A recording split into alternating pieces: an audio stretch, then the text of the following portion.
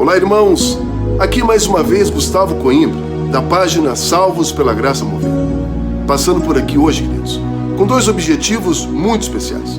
O primeiro, no sentido de agradecer carinhosamente a você que nos assiste, pela sua atenção, por nos permitir entrar dentro da sua casa e por todo o amor que graciosamente você tem dedicado a este humilde trabalho. O nosso último vídeo aqui na página, irmãos, bateu a casa das 100 mil visualizações. E isto muito nos alegra, não pelo número em si, mas pelo propósito que este projeto tem de alcançar vidas e levar conhecimento bíblico, alimento do céu, a este lindo povo de Deus. Já o nosso segundo recado hoje diz respeito aos ensinos que traremos a seguir. Como de praxe, 3 estudos. O primeiro falará sobre o livro Atos dos Apóstolos. O segundo nos trará um ensino breve acerca das 2 cartas dirigidas pelo apóstolo Paulo ao povo de Tessalônica. E por fim, um rápido estudo acerca da carta do apóstolo Tiago, irmão de Jesus Cristo. Então é isso, irmãos. Espero sinceramente que vocês curtam o nosso estudo de hoje e sigam nos ajudando a levar conhecimento a este lindo povo de Jesus Cristo. Pegue o seu caderno agora, separe a sua caneta. É hora de se alimentar espiritualmente. Um abençoado estudo.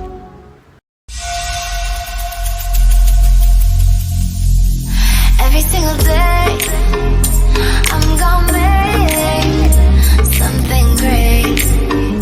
That's my... Irmãos, dando continuidade ao quadro Aprendendo com a Salvos, hoje eu quero falar um pouco mais a respeito do livro Atos dos Apóstolos.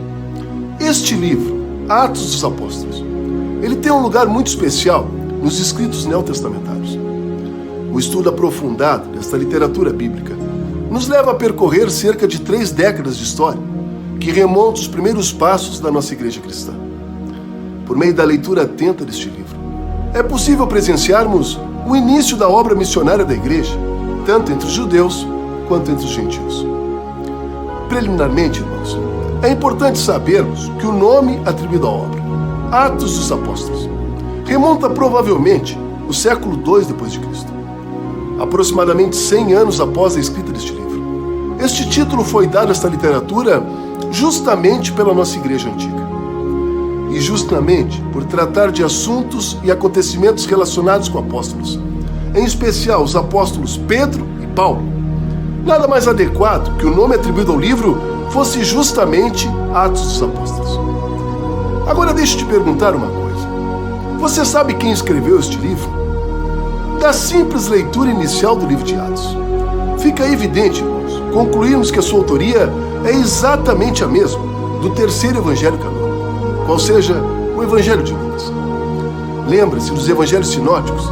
Nós estudamos eles aqui.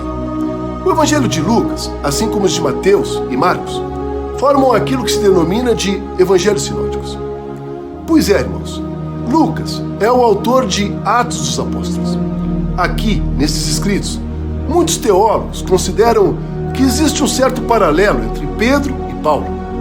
Eles entendem que este paralelo teria sido proposital da parte de Deus, como forma de talvez deixar claro ao mundo que o apóstolo Paulo, apesar de ter tido um chamado diferente do chamado dos 12, ele seria tão apóstolo quanto todos os outros apóstolos. E é justamente por isso, irmãos, que neste livro encontramos situações idênticas de Pedro e Paulo, curando coxos, lidando com mágicos, revivendo pessoas e sendo incrivelmente libertados pelo poder de Deus, de prisões e cativeiros.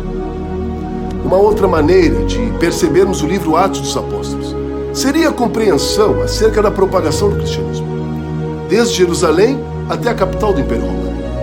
De certa forma, os acontecimentos relatados neste livro seguem um esboço daquilo que o próprio Jesus Cristo nos deixou como promessa logo no primeiro capítulo de Atos.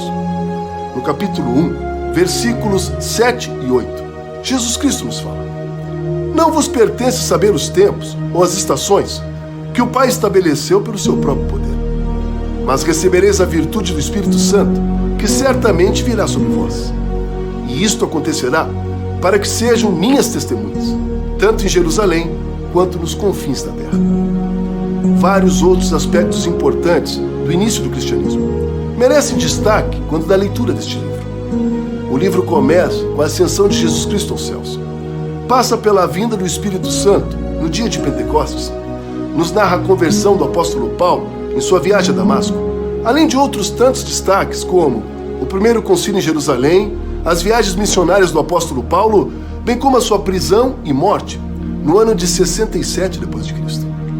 Sem sombra de dúvidas, irmãos, ler Atos dos Apóstolos é uma aventura emocionante para qualquer cristão.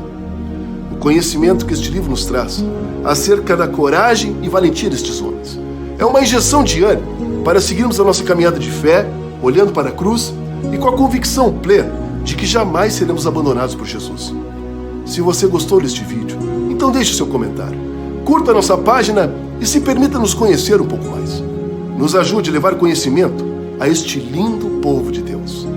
Um grande abraço, um abençoado final de semana e lembre-se, a porta da graça, por pura misericórdia do nosso amado Jesus, ainda está aberta. Deus os abençoe poderosamente.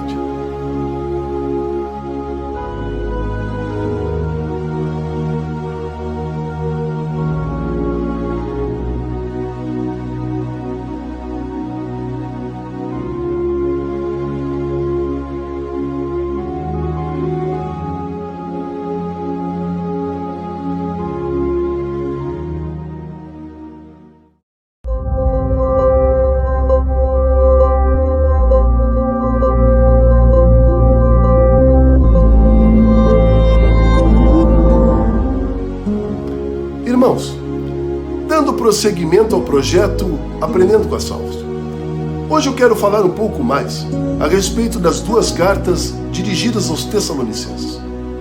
Tessalônica já era uma cidade relativamente antiga na época. Esta cidade tinha sido fundada no ano de 315 a.C. e se destacava por ser uma cidade portuária de grande importância estratégica e comercial, além de ser, claro, a capital da província da Macedônia. As duas cartas escritas pelo apóstolo Paulo à igreja de Tessalônica, elas foram escritas no ano de 51 a.C., o que faz dessas cartas, possivelmente, as cartas mais antigas do apóstolo que foram preservadas pela nossa igreja antiga. Embora no texto destas cartas se presuma que elas também tenham sido escritas em conjunto com Silvano e Timóteo, tradicionalmente se acredita que apenas o apóstolo Paulo as escreveu. O fato de constar o nome de Silvano e Timóteo tinha como objetivo cerne apenas apresentá-los à igreja local. Importante considerar aqui, irmãos, que o apóstolo Paulo, quando esteve pela primeira vez em Tessalônica, ele acabou sendo expulso da cidade por pregar o cristianismo. E como estava impedido de retornar à cidade, os contatos com a igreja local ocorriam por meio destes dois representantes do apóstolo. Outro ponto importante destas duas cartas é que ambas foram redigidas pelo apóstolo Paulo com apenas pouquíssimos meses de distância, uma da outra. O objetivo de ambas as cartas é praticamente o mesmo, ou seja, encorajar uma igreja perseguida a se manter fiel nos caminhos do nosso Senhor, mesmo em meio a grandes dificuldades e perseguições sofridas na época. Paulo aqui, irmãos, exorta os cristãos de Tessalônica a não pararem de trabalhar no reino até que o grande dia da volta do nosso Senhor de fato se consumasse. Ao que tudo indica da leitura destas cartas, parece que alguns cristãos da igreja de Tessalônica estavam vivendo uma vida desordenada às custas de outros irmãos mais abastados. Esta vida desordenada, desorientada, praticada por alguns cristãos da época, se resumia basicamente em não trabalhar mais, viver às custas de irmãos até que o grande dia da volta do nosso Senhor se consumasse. Paulo aqui escreve estas cartas com o intuito de corrigir esta distorção que infelizmente parecia crescer, se agigantar dentro da igreja local. Em 2 Tessalonicenses, capítulo 3, verso 10, o apóstolo Paulo chega a dizer com todas as letras: se alguém se recusa de trabalhar, então que não coma também. Importante considerar, até para não sermos injustos com a igreja de Tessalônica, que o apóstolo Paulo, à exceção apenas desta situação específica, no geral, ele estava por demais satisfeito com a evolução espiritual daquele povo. Afinal, apesar de todas as dificuldades, eles conseguiam se manter fiéis nos caminhos do nosso Senhor. Outro aspecto importante a se considerar em 1 Tessalonicenses é justamente o caráter escatológico desta obra. se você conseguir tirar um tempinho agora e se der o trabalho de conferir o final de cada um dos 5 capítulos. Você verá que o apóstolo Paulo, de fato, faz referência à vinda do nosso Senhor. Então é isto, irmãos. Eu espero sinceramente que vocês tenham gostado do vídeo de hoje e que continuem prestigiando este nosso humilde trabalho. Nos ajude a levar a boa nova de Jesus Cristo ao mundo. Afinal, salvos pela graça, é o que somos. Um grande abraço, um abençoado final de semana e lembre-se, a porta da graça, por pura misericórdia do nosso amado Jesus, ainda está aberta. Deus os abençoe poderosamente.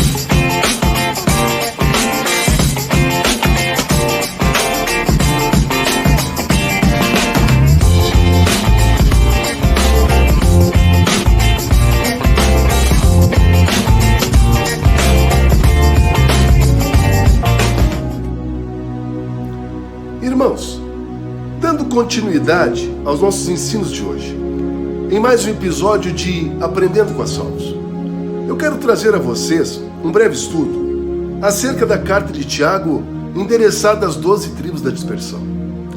Preliminarmente, importante deixar claro a todos vocês que Tiago aqui é nada mais e nada menos do que o próprio irmão do nosso Senhor Jesus Cristo.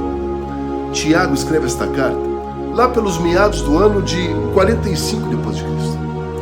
O objetivo da carta seria levar uma mensagem universal a todos os cristãos judeus espalhados pelo mundo greco-romano de que a fé sem obras seria uma fé morta. O que Tiago nos traz como ensino nesta brilhante carta é simplesmente a verdade de que a nossa fé, ela precisa necessariamente ser complementada, aprimorada, por meio de nossas obras em Cristo Jesus. Tiago nos ensina de que a nossa fé não seria um mero conhecimento intelectual. O que o irmão de Jesus Cristo quer nos dizer por meio desta carta é que a nossa fé precisa necessariamente redundar em vida e em abundância. Segundo ele, as nossas obras seriam consequências do resultado de uma fé viva e eficaz em Jesus Cristo.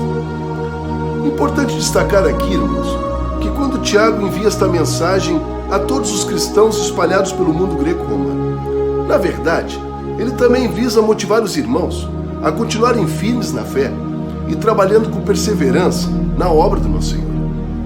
Os tempos aqui, lembre-se, são tempos difíceis, de perseguição ferrenha, e uma carta de ânimo, vinda de uma liderança da igreja como Tiago, é sempre um refrigério a todos aqueles que estavam passando por imensas dificuldades.